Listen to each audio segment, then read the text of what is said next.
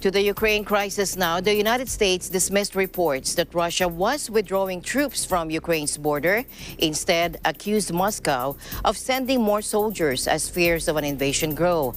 A senior official said that Russia has, in fact, added as many as 7,000 more troops as recently as today. Take a look. To ask questions is our job. But those efforts, as we've said, will be effective only if the Russian Federation is willing to de-escalate. To be very, very clear, we have not seen that. In fact, we have seen the opposite in recent weeks and even in recent days. More Russian forces, not fewer, are at the border, and they are moving, concerningly, into fighting positions. This is cause for profound concern.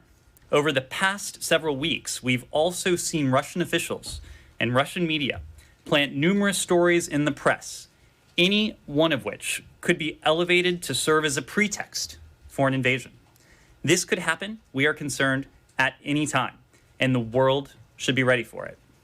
It could involve claims about Ukrainian military activity in the Donbass, false claims of US or NATO activities on land, at sea, or air. Now, Russia earlier today announced a new drawdown of military forces from the Moscow-annexed Crimean Peninsula, despite Ukraine's Western allies meeting similar announcements with skepticism. NATO, the United States, and European leaders have denied, however, that there is any meaningful pullback of Russian troops. And Ukraine's President Volodymyr Zelensky said Moscow's military personnel were actually rotating. And NATO Chief Jens Stoltenberg says the alliance is now looking to step up efforts to strengthen its eastern flank. Ситуація контрольована нашими військовими. Ми не бачимо зараз змін, і в доповіді було. Ми бачимо велике накопичування військ, воно не змінюється за останні вже тижні. Ми бачимо ті чи інші невеличкі ротації. Я б не називав би сьогодні ці ротації відведенням військ з боку Російської Федерації. Ми не можемо це констатувати. Therefore today, ministers decided to develop options for further strengthen NATO's deterrence and defense, including to consider establishing new NATO battle groups in Central and Eastern and Southeastern Europe. Now, NATO, revitalized by the latest crisis after its catastrophic departure from Afghanistan, is seeking to reassure nervous Eastern allies in the longer term. The alliance is eyeing sending new battle groups to Romania and Bulgaria on the Black Sea. Deployments in Hungary and Slovakia have been mooted. It's also looking at bolstering battlegrounds already in the Baltics and Poland, currently totaling around 5,000 troops, which were deployed in 2017 in response to Russia's seizure of Crimea.